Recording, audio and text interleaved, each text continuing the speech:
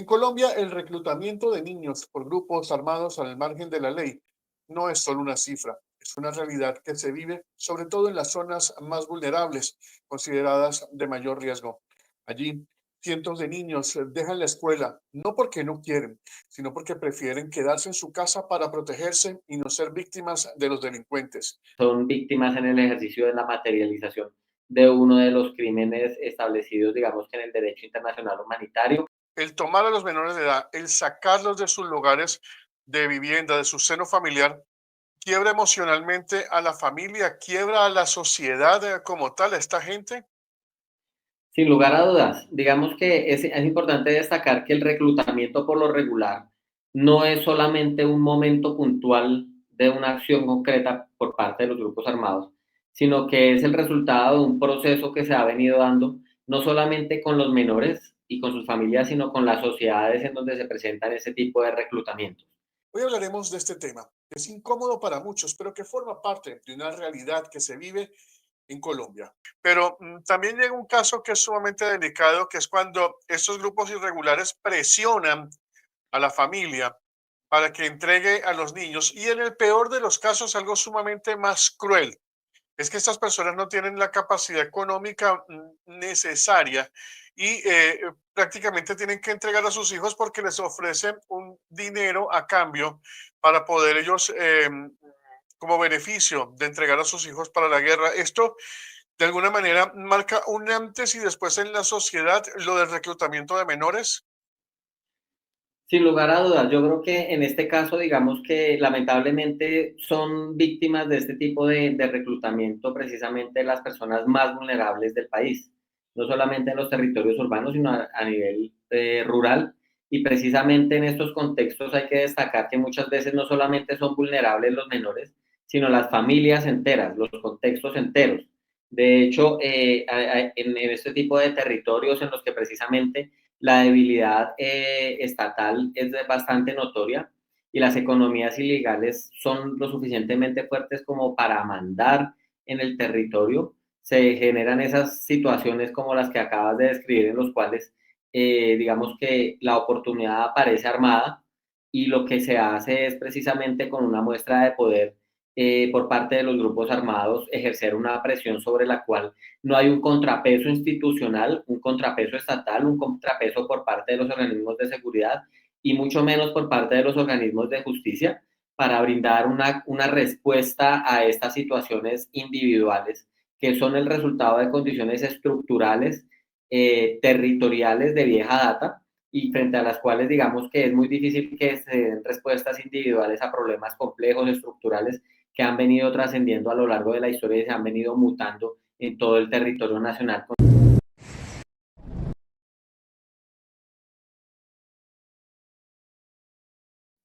Según informes de UNICEF y la ONU, en los últimos 5 años, más de 1.200 niños, niñas y adolescentes han sido reclutados o utilizados por grupos armados en todo el país. El fenómeno ha aumentado hasta en un 300% de ese periodo. Solo en 2024 se verificaron más de 450 casos. Eso significa que en promedio, cada 24 horas un menor es arrastrado hacia la guerra o actividades ilícitas. La Defensoría del Pueblo advierte que esta realidad golpea con más fuerza a las comunas rurales más vulnerables del país. Hablamos de Chocó, Nariño, Cauca, Valle del Cauca. Son los territorios donde más niños han sido captados.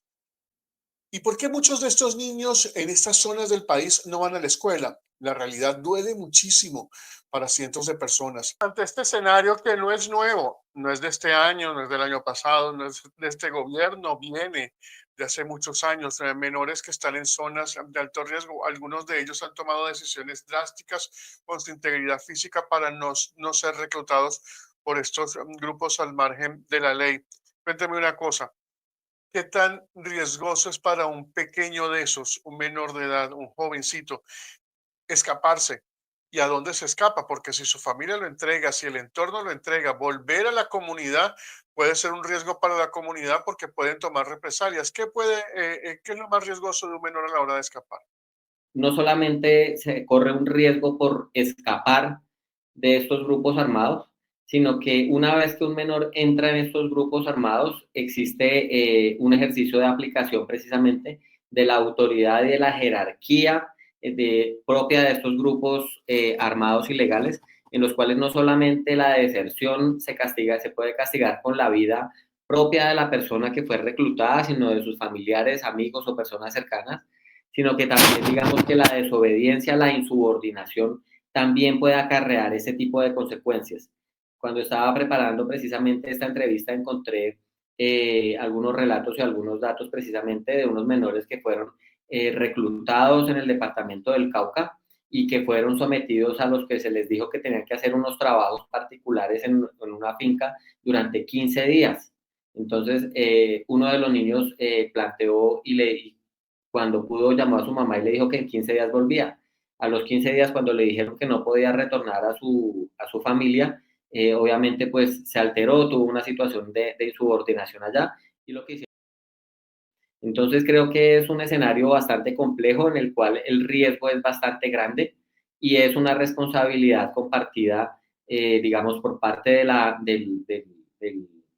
del menor que busca precisamente garantizar su protección y buscar precisamente retornar a la normalidad, sino que es precisamente algo que nos demuestra que el Estado tiene unas serias deficiencias para garantizar mecanismos de protección, de reincorporación y garantizar que estos procesos de desvinculación en estos grupos armados se presenten en contextos favorables para las personas que quieren dejar estos grupos independientemente del tiempo que lleven en armas o de las acciones que hayan venido realizando.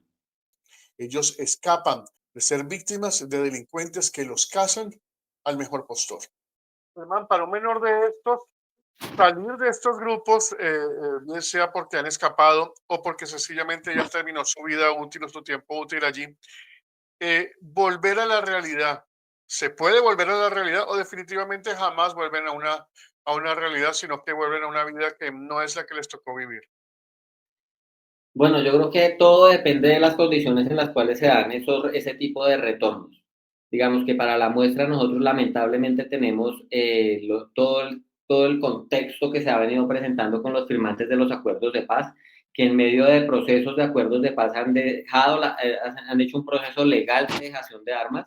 con unas consecuencias de carácter jurídico, con unos incentivos de carácter administrativo y político precisamente para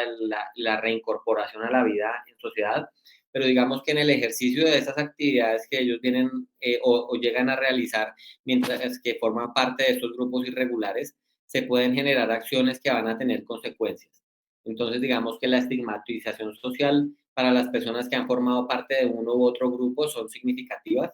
Eso es importante. Las afectaciones en materia de salud física y salud mental muchas veces también son efectos colaterales que los acompañan a ellos, así hayan abandonado esos grupos y hayan salido con vida, por decirlo de alguna manera, de este tipo de organizaciones criminales. Y sin lugar a dudas,